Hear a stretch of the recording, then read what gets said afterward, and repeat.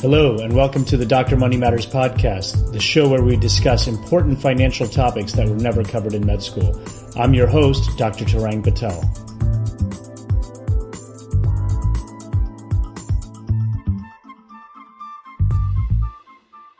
Hi, and welcome to another episode of the Dr. Money Matters podcast. As healthcare professionals, we can all agree that the healthcare system in the U.S. is broken. It's too difficult to maneuver for patients and practitioners alike. Today's episode, we talk with Dr. Keith Smith, an anesthesiologist and a founder of the Surgery Center of Oklahoma. This practice is a pioneer in cost transparency, and as you'll hear during our interview, they charge a fixed price for many common outpatient surgeries.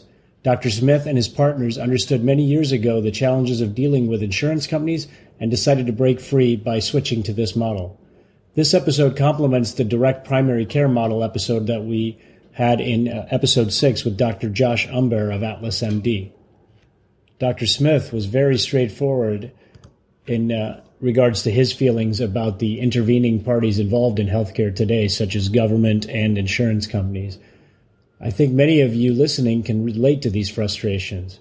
The difference is that he's able to do something about it, and I hope by listening to the challenges that he faced and his partners faced, and then that the benefits they've gained and their patients have gained over the last few years, we physicians are inspired to take back control of the healthcare that we deliver. Okay, welcome to another episode of the Dr. Money Matters podcast. Our guest today is Dr. Keith Smith, an anesthesiologist of the Surgery Center of Oklahoma, a fixed-price surgery center where patients get transparent pricing information for a variety of different surgical procedures. Welcome, Dr. Smith. Thanks for having me. We're talking about your surgery center. You've gotten a lot of press recently. Tell me first, before we get into that, about your background and then what made you go into medicine and anesthesia. Well, my background, I actually grew up kind of a musician, but my brother went off to medical school, and that I started thinking about medicine, and I realized I could be an amateur musician, but not an amateur physician, and I had a hard time deciding which one to do, and so I thought the only way I could have both of those things sort of part of my life was to pursue medicine. And another reason I was intrigued by medicine much more so than music was that it's such an obviously mutually beneficial exchange that the physician and the patient, if everything is ethically organized,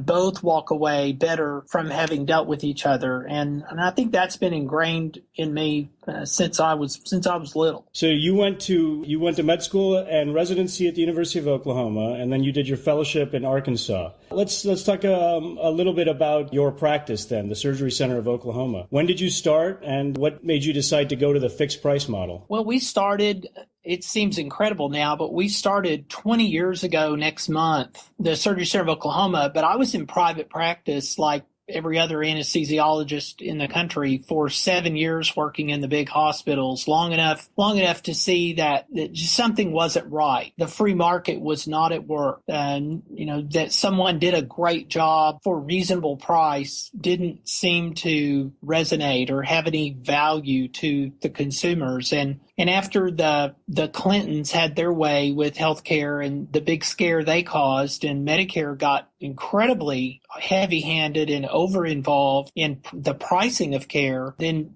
Dr. Steve Lantier and I, both of whom founded this facility, we found everything that was wrong with healthcare seemed to just be getting worse, and our fees were dropping. And so we basically walked away from very busy anesthesia practices and thought, we can either complain about this the rest of our careers or do something about it. And we started the Surgery Center of Oklahoma. We just walked out, found this old burnout facility that had been mismanaged, assumed the lease. Some really good surgeons and friends followed us. We started very small. And now we're in this very large, very busy facility with a business model that is consistent with and really an extension of our free market philosophy, with prices online, real competitive sort of spirit in amongst the partners here and with other facilities. It's been a lot of fun. When you started about 20 years ago now, talk about some of the difficulties you faced when you first started up. Well, when we started the facility, we did not know enough about how sick the cartel-like healthcare system was to be truly as scared of it as we should have been. And it was our ignorance and naivety going into this that probably allowed us to continue. But we found out very shortly after we opened, when we were attacked by various legislative attempts that had obviously been orchestrated by local hospitals. And then we were targeted and singled out by insurance carriers. Initially, they wouldn't contract with us at all. And then they began tinkering with in and out of network deductible scenarios that ultimately, in about 2003, made it almost impossible for patients to come through our doors. So we battled at the legislature. We battled our own health department. We actually had to sue our own state health department at one point. So we were victimized by the classic, typical cronies in healthcare, the folks who cannot stand upstart kind of underdog competitors. And we were able to win every one of those battles really at the legislature because our message was so pure and free market. I stopped accepting money from the government in 1993. I just did Medicaid cases free. I wouldn't even file a claim. And so when I looked across a legislator's desk and told him, I don't want anything from you. I don't take any money from you now, and I don't want anything from you. Except for you not to latch on to this legislation that hamstrings us, please allow us, just leave us alone, and please allow us to show you that the market can provide better pricing and better quality simultaneously. And that was a message that resonated across both sides of the aisle. The Democrats, thank God for the Democrats in the early 1990s in Oklahoma, because without them, we would be closed. The Republicans were very in bed with the corporate healthcare cronies and were part of what the force that was trying to close us. The Democrats saw us as underdogs, as friends of the poor and the uninsured. They appreciated our honesty and our, taking care of people who could pay and who couldn't pay, but being honest about our pricing. And now it's really a bipartisan support of what we've done on both sides of the aisle. And everybody thinks, it's good to it's good for honest people, not price gougers, to be in the healthcare system. But most of the challenges that we faced early on were political, legislative challenges. There were also some kind of insurance games that the carriers played with us, and those became vicious in the early 2000s. But our cure for that, rather than to continue to fight them, was to really secede, basically, just to walk away and say, you know what, we're tired of this fight. We're tired of spending our time as physicians in these silly fights. We're just going to put our prices online and shove the insurance companies aside. And what's interesting is even at our prices, which are less than what Medicaid pays these local hospitals, none of the insurance carriers want anything to do with us. Interesting.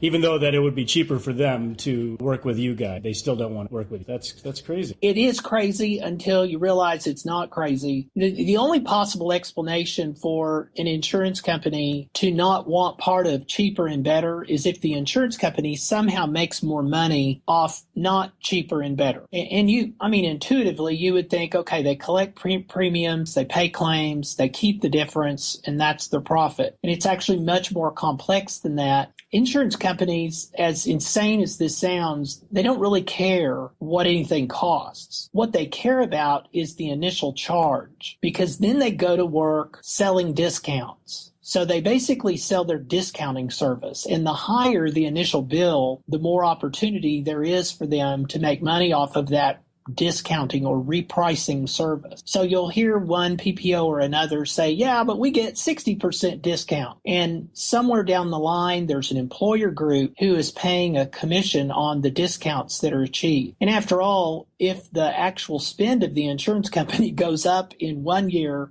they just raise premiums the next year to make up for it. And the brokerage houses are a big problem too, because they get paid based on how their commissions are based on how high the premiums are. So they don't want any part of cheaper and better. So it's a very sick setup. The insurance companies, as crazy as it sounds, all they care about is that initial charge. And with my prices online, there's no opportunity for them to sell a discount because the price is transparent to the buyer. Right. So you no longer take insurance, like you were saying. When did you go to that model? What timeline? Well, we have tapered off, and to be perfectly honest, we actually have one insurance contract remaining. We had an insurance company come to us because a large employer in Oklahoma City had a gun in the back of their head and said, "Put Surgery Center of Oklahoma in your network, or you're fired." And we signed up with them. Is the biggest mistake we ever made. I wish we'd never signed up, and we still have that contract, but we probably won't have that contract for long. We've been out of network since we opened in 1997. For the main reason for that is none of the insurance companies would sign up with us. Right. I later found out that it's commonplace in the industry for a hospital system to tell an insurance company that, we will contract with you, but only if you'll exclude, the facilities on this list. So it really does act very much like a cartel. Right. And so we've been out of network with everybody. And so when we dealt with patients that had insurance, many times our cash price was less than their deductible. So we've been dealing with people like that ever since we opened. When we put our prices online, the amount of business that started streaming through the door picked up so rapidly that we really were able to completely walk away from any notion of dealing with insurance. Something a lot of physicians need to understand, that the demand for honest, transparently priced services is so large that it cannot possibly be satisfied. And the biggest part of that demand comes from these self-funded businesses that have the sticker shock on the actual cost of the care. Whereas, the big insurance companies don't care how much things cost. The self-funded companies, companies that typically have 100 or more employees and they self-insure, right, they really do care what it costs. And that's a huge part of what we're doing here now. Absolutely. So now let's talk about that a little bit. You're based in Oklahoma, which is, kind of center of the U.S. geographically. And now with your practice model, and you're getting a lot of press nationally, your patients are coming, obviously they're coming from Oklahoma, but you're getting a lot of patients from companies nationwide. Is that right? Yeah. And actually, after we put our prices online 9 years ago, the first patients to arrive were Canadians. Canadians. So, interesting. Yeah. And, these are people who have coverage. They just don't have access to the care many of them require. Right. So everybody who's a big fan of single payer and the Canadian healthcare system needs to really look in the mirror and ask themselves, why are Canadians flying to Oklahoma City, to have surgery? But yeah, we treat patients and have seen patients from all 50 states except Hawaii. I think the states that continue to send us the most patients are Alaska and Wisconsin.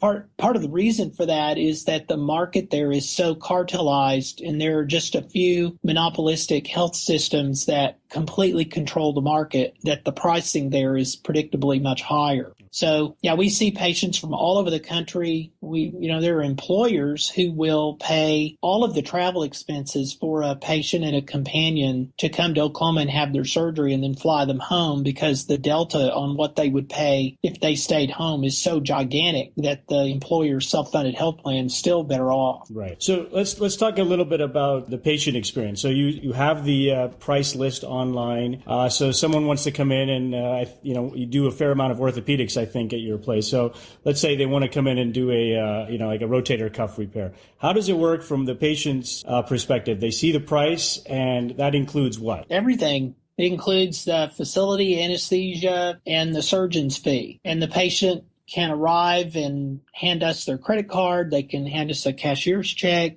Some people just pay with cash. We've had people pay with gold and silver coins. We've had one guy pay with Bitcoin. Wow. Okay. We try to accommodate the buyer. Yeah, and they pay us, and we do the surgery, and they don't receive any bills later. Okay. And if the patient is an employee of a self-funded health plan, then we treat those self-funded health plans basically 30 days, same as cash. So they'll receive a series of invoices and pay us at the end of the month. Okay. And then if you have a complication or what, then that is part of the included cost. Is that right? No. we gave that some thought when we first launched these prices, and we thought, well, we could pad these prices by a certain percentage and guarantee the results and guard against complications. But our complication rate here is so small that it didn't seem right to overcharge everyone who came through the door as if a complication was a possibility. Right. So we put all of our infection rates online, and complications are just very rare. So what we decided to do was treat any sort of complicated situation individually, and no one here is attempting, unlike the so-called not-for-profit hospitals, no one here is attempting to make a profit off of a complication. So worst case scenario is a patient might pay the cost of the supplies. Okay. Which, as somebody who runs a surgery center, a large surgery center, I can tell you that is not that significant. Right. But we seek, when all the dust settles, we still want patients to feel like, even if something goes wrong, that they've had a value experience here. But the complications have been so rare, we've been able to just treat those individually. We had an employer in Texas that had a patient come up here, and the patient really wasn't compliant, and his wound dehisced, and he had to come back and have a couple of things done. And all I did was invoice for the cost of the supplies, which I think was less than $500 for the whole darn thing. Wow. And when it was all over with, this employer called me and said, "You need to have more complications."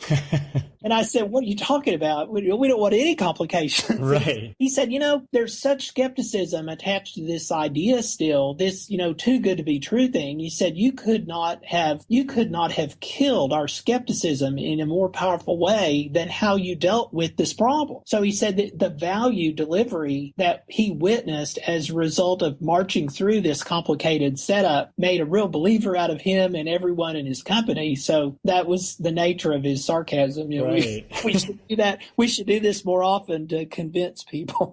That's true, because like you say, when you're dealing with it with just the supply costs, I mean, that's a big difference than what we traditionally see, which is basically the charge of the full charge of the procedure and everything else that it entails at other facilities. So no, that's really good. Now the price list that you guys have, how did you come up with that? How did you come up with the price? Well, and that's the only thing more radical than our prices being online, and I'll tell you how we did it, is that they're actually bundled, that everyone's price is in that mix. So part of the problem that I had with my practice before we opened the surgery center was that I had to adhere to prices that were forced on me. I had to endure what some insurance company determined my time was worth. And no other market works that way. In every other market, the supplier of the service or the product is the source of the price, and that price changes due to whatever competitive activity is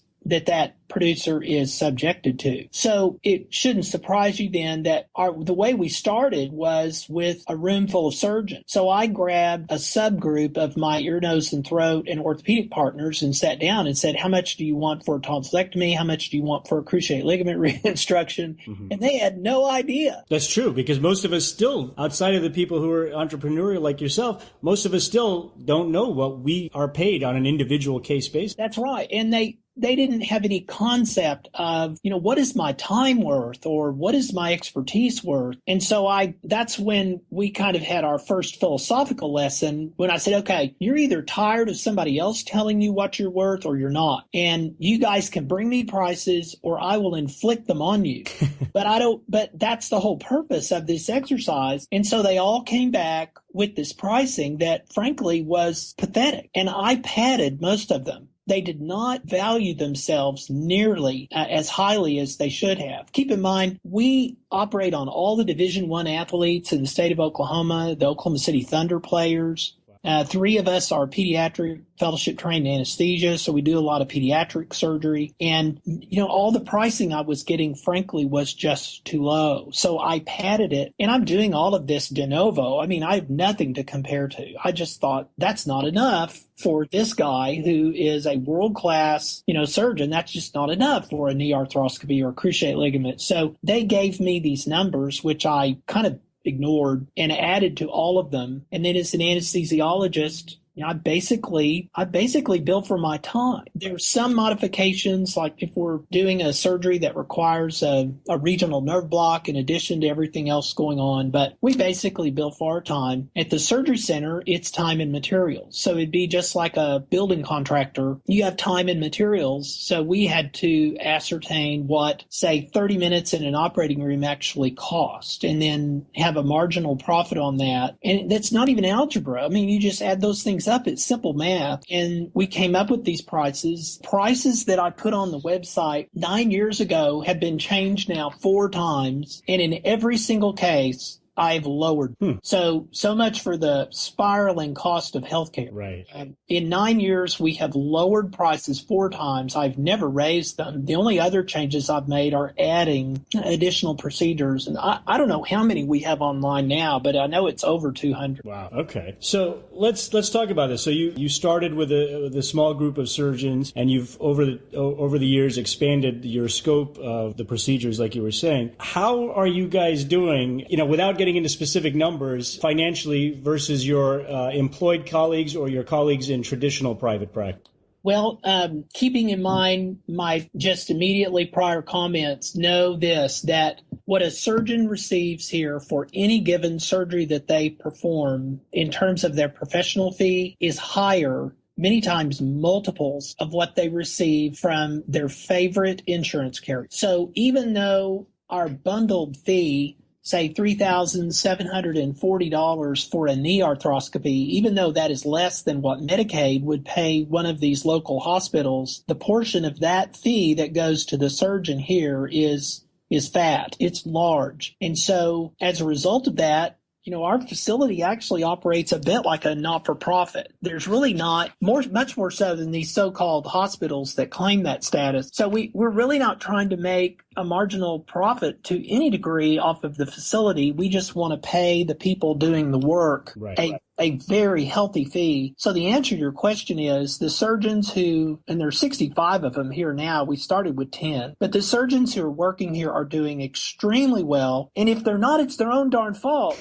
They are the source of their own pricing. Right. That is the true innovation. And actually, to be truthful, it's not even innovative. That's the way it always was before the government got involved and just messed everything up, particularly with the resource-based relative value scale in the early 90s. But prior to that time, physicians were the source of their own pricing. And so this is really innovative in that it's a throwback to the way things used to be done. And then, I've started along with a friend of mine, Jay Kempton, who runs a third-party administrator, the Free Market Medical Association, and we are helping other physicians and facilities copy what we've done. And so sprouting up all over the country are these copies, or even different, in some cases, in many ways, more innovative models than what we've done. And so I've got competitors all over the country that we've helped inspire, but who we collaborate with. And, if somebody calls me from Virginia and wants to come here for surgery, I just point them to Monticello Surgery Center in Charlottesville. They don't need to come all the way here. And, so there are these facilities all over the country now, and we work together and try to, get patients to the right place where they need to go. So it's very exciting. Everybody that's involved in this loves it. They're transformed. They come to work with a smile on their face. They are the source of their own pricing and value. And so it feels like the mutually beneficial exchange sort of practice that physicians used to have before Uncle Sam came in and, got bribed by all the cronies and took off with them in the getaway car. It's just, it's criminal what government has done to medicine. Let's talk about, you mentioned the Free Market Medical Association that you helped start. And obviously, this is something that's costs of medicine is something that are on everyone's mind, regardless of party affiliation. This movement is growing. I had a guest on a few episodes ago with this type of model in primary care. But honestly, I wasn't really that familiar until we started looking, and I saw your center come come up with that being available for all this variety of specialists. Do you see that now? I mean, you're obviously helping people expand this model. Where do you see this in 5 to 10 years? Do you think this will be kind of the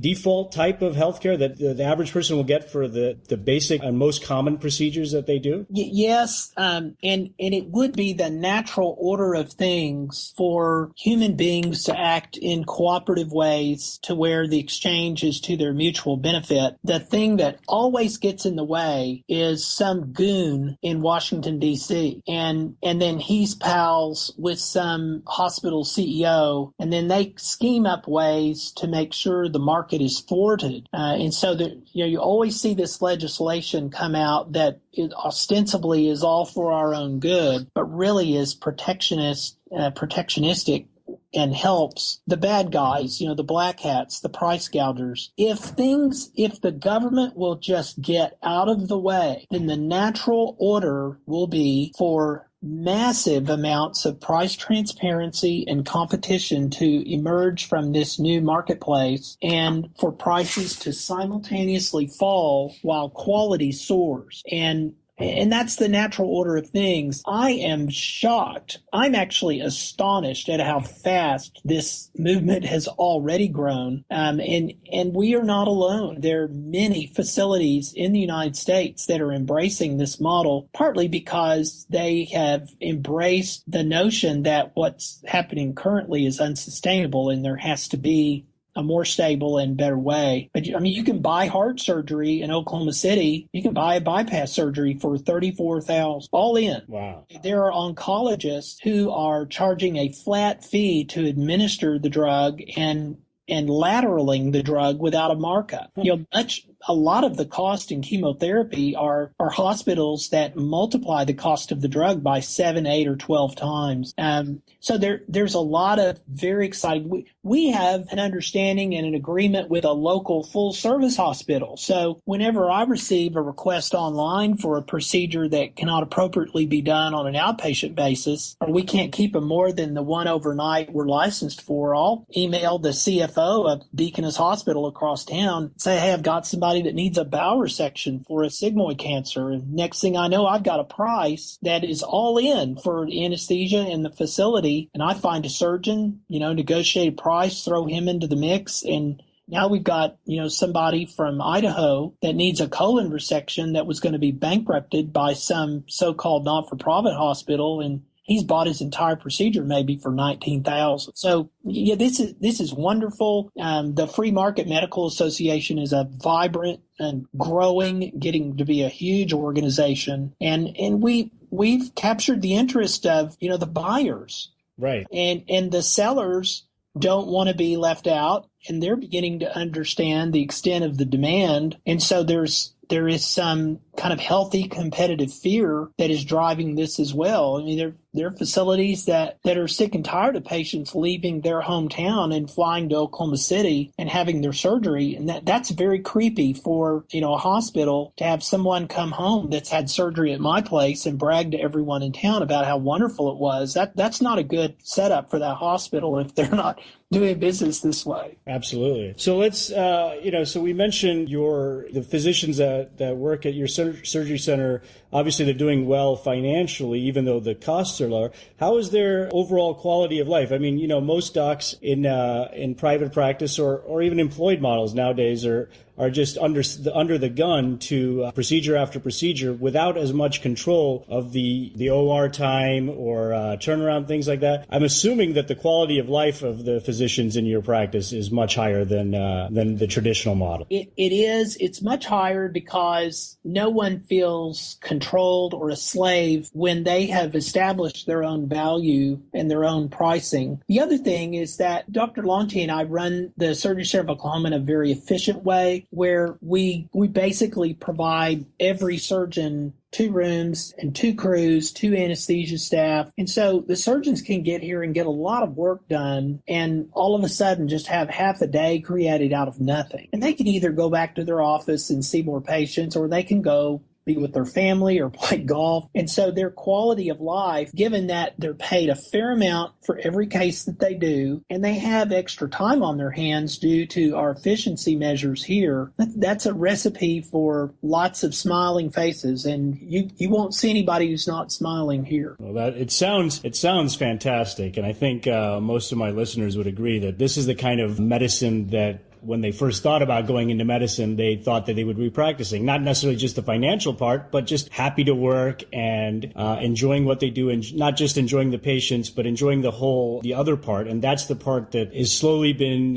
deteriorating for most physicians. You read all about physicians burnout and stuff, like people wanting to retire early. And it when you hear positive experiences like people are having at your surgery center, I think that bodes well for the future of medicine, even though there's all this negativity now. Yeah, and we have patients that will walk into a surgeon's office and they can't afford our website fee, and the surgeon will call and say, I've got this child here and they need their tonsils out. This is really bad, and they can't really afford the fee. And so I'll say, well, what are you going to charge them? And the surgeon may say, well, I didn't think maybe I would charge them at all. I said, well, our anesthesia team here always follows the surgeon's lead, so we don't charge them either. And then I said, can they cover the cost of the supply? Well, it didn't cost hardly anything to do a tonsillectomy. Right. So, these patients will come and they'll pay, some amount that may cover the supplies, and then off we go. And because we own and control the facility, because we own and control every aspect of the finances of the facility, we're able to really practice medicine in kind of the old time way, where we're not just medical advocates of the patients, we're also their financial advocates. In the absence of some hospital administrator, overlord, profit seeker, price gouger, bankrupter in the organization allows us to work in that way. And it's very gratifying. It's wonderful. Great. Let me ask you, what advice would you have for younger physicians who are interested in learning more about this model, or just as they start their career and want to get involved in some of the changes in medicine like you guys have done? Well, the advice that I like to give medical students one piece of advice, because they got so much on their mind they can't remember much more than one piece. And the one piece of advice I give to young medical students is never, under any circumstances, go to work for a hospital system. And the reason for that is the inevitable dilemma that will emerge, where the young physician is in a position having to decide what is best for their employer and their job, or what is best for the patient. And it's just a matter of time before that conflict emerges, whether there's pressure to order more tests, to increase their RVUs. It's just a matter of time before that dilemma emerges. If young medical students are considering primary care, which I would strongly consider them, or strongly advise them to consider, then they need to investigate Josh Umbehr and Atlas MD. They need to look at my friend Lee Gross and Epiphany Health in Sarasota, Florida. These guys are giants. They are leaders in the free market movement and in the direct primary care movement. And there's a real possibility now for someone to walk out of medical school and have really no capital or very insignificant capital outlay to get their practice started, and even serve maybe as an apprentice under an existing direct primary care doctor who would take them under their wing. And so there really is less and less reason for a medical student to go to work for one of these price gouging hospital systems. And that's the one piece of advice I think that I would drill into a medical student if they would hear it. No, that's really good. I think the counter, unfortunately, to that part is just most of them are just burdened by so much in loans that I don't think if they actually had to outlay anything for their own practice, I don't think they could do it. But even without that, they're just, they have such high loans, but they could, like you said, they could go work for someone else. And, ultimately in the long run, I think that would pay off more. Yeah. And I was in that situation when I finished. I think it's worse now than it was when I finished, but I went to a bank and I borrowed money to buy an anesthesia machine, and I had to buy all of my monitors, and I had to borrow money for living expenses until I had some cash flow, and I lived like a Spartan until, those things were paid off. But with the direct primary care movement, it's really possible to not have to spend a lot of money to get started. And boy, that is really something I don't know a lot of physicians who are hospital employees. They're really glad they made that decision 10 or 15 years later. Most of them wish they could undo it, but by then, the hospitals have their hooks in them. They've signed no competes. They have to buy a tail that they can't afford on their malpractice coverage. There's all sorts of sticky little hooks that are hard to escape once you make that poor decision. Right. Well, hey, thank you, Dr. Smith. I appreciate you coming on our show, and really, really good information. Really interesting. It's a unique time in medicine. I think there's a lot of buildup against the costs, and I think that, like you said, there's definitely opportunities now that weren't available 10, 15 years ago to maybe do something different. And doctors like you, Dr. Umbehr, you're leading the way in these models. So I want to thank you, and we look forward to seeing what comes new from the Surgery Center of Oklahoma. Well, my pleasure. Thanks for having me on your show. I want to thank Dr. Keith Smith of the Surgery Center of Oklahoma for being our guest today. He definitely gets you fired up about empowering physicians to take charge of their own destinies. Ultimately, the costs in the U.S. healthcare system will be reduced, and it is imperative that physicians lead this change rather than have it dictated to us. The Oklahoma Surgery Center model is one type that is producing the decreased price costs that patients and all components of the healthcare system are looking for. 4 price decreases in the last 9 years with no increase in surgical costs, and yet the doctors remain well compensated and, more importantly, are independent decision makers. Where else in medicine are you seeing that trend? It's almost always going in the opposite direction pretty much everywhere else in medicine. Anyway, great show today. Please visit our website at www.drmoneymatters.com. You can, as usual, follow our show on Twitter at Dr. Money Matters, and our Facebook page, Dr. Money Matters. Please subscribe to our podcast on Apple Podcasts, Google Play, or Stitcher, and leave us a positive review on iTunes if you're so inclined, as this really helps boost the popularity of this show. If you have any suggestions for guests or comments, you can send an email to comments@drmoneymatters.com, all spelled out. Look for another episode of the Dr. Money Matters podcast coming soon. Thanks again for listening.